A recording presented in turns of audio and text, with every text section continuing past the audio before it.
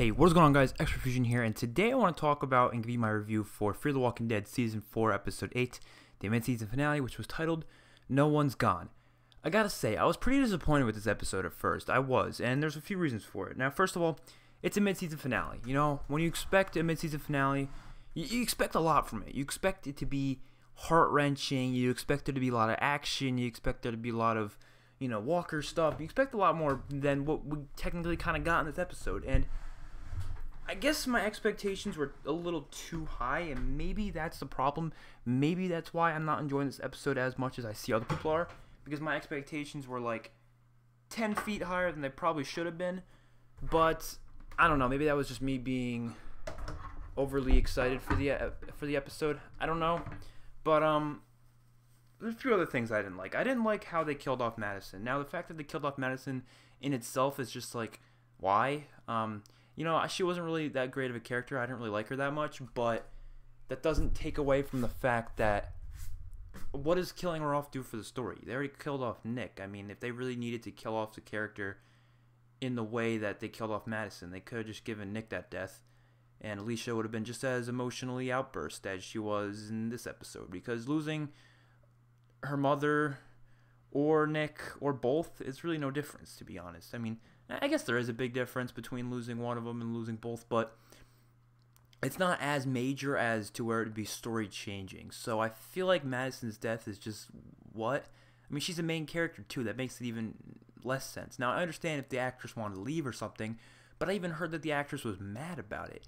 She was like, "Are you kidding me?" Like, she was like, "I was so excited to play this character and continue her story." Like, that just, when I read that article, I was like, really? Like, I feel like, look, if it fit the story, I would be okay with it, because it works. If it fit the story, it works. It's okay. Like Carl's death, it worked. Obviously the actor didn't want to leave, everything like that. So I feel bad for Chandler Liggs in that situation, but it worked for the story, and it was a story decision.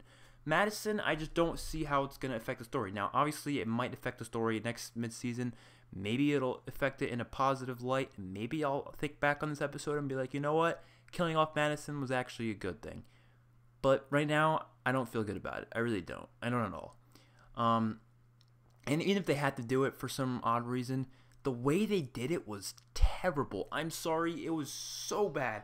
I can't, look, I like being a fanboy. I admit it. Sometimes I'm a For the Walking Dead fanboy. I admit it. But I can't, defend that. I just can't. That just makes, in a flashback sequence, and they were trying to be artistic. You can tell they were trying to be, artistic like The Walking Dead does, and making it cool and all this stuff. But it just ended up being cheesy and just weird. Just show us a normal sequence. If you're gonna show it a flashback, at least make it a normal sequence, and have us actually see the character die. So instead of learning that she died off of the Talking Dead when they confirmed she was dead, we should have just seen it happen and got the confirmation on screen. That's a lot more satisfying for the end of a character, to see them die. Obviously, I don't have to. It doesn't have to be that graphic. We don't have to see her getting torn apart, but maybe just see the first walker grab her and bite her or something, just so we know, okay, she's dead. Because honestly, when I saw that happen, I was like, no, she's not dead. There's no way, because they didn't show it. Why would they not show her death? And then they confirm it in the Talking Dead she's dead. So it's like, oh, she did die. So basically, they just decided not to show it, and we just saw nothing. I hated that. But let's get off the negative things, because honestly, those are really only negatives I had of the episode. It wasn't very eventful, stuff like that. But there were a few scenes that were just knocked out of the park amazing. The scene with Alicia, Naomi, and Morgan in the tombs, and Alicia was pointing the gun at Morgan, and Morgan had a speech that was so amazing. And Alicia, I forget the actress' name, her acting was phenomenal. It was phenomenal. I honestly thought it was phenomenal. Morgan, Lenny James, he did a phenomenal job. Naomi, she didn't really do much in that scene, but the actress is still pretty good. So that scene stole the episode for me, honestly. Like, it makes me not think this is a terrible episode, and it's just like a pretty good one. I'm saying I'm disappointed, but that's just because it's a mid-season finale. I expected more from it. If this is a normal episode, I'd probably like it more. But it's still, like, having a character death that I don't agree with in an episode doesn't ruin the whole episode for me. Like, I hate people who are like, oh, Carl's death episode sucks because Carl died. Well, you gotta look at the episode as a whole, not just as of the part that Carl died. So like as a whole, there were some pretty interesting scenes, and that scene was one of them. The scenes just at the baseball stadium where, there was kind of shooting at each other. I mean, we knew none of them were going to die. We really did. I didn't expect any of them to die. So the only character I actually was a little worried for is John.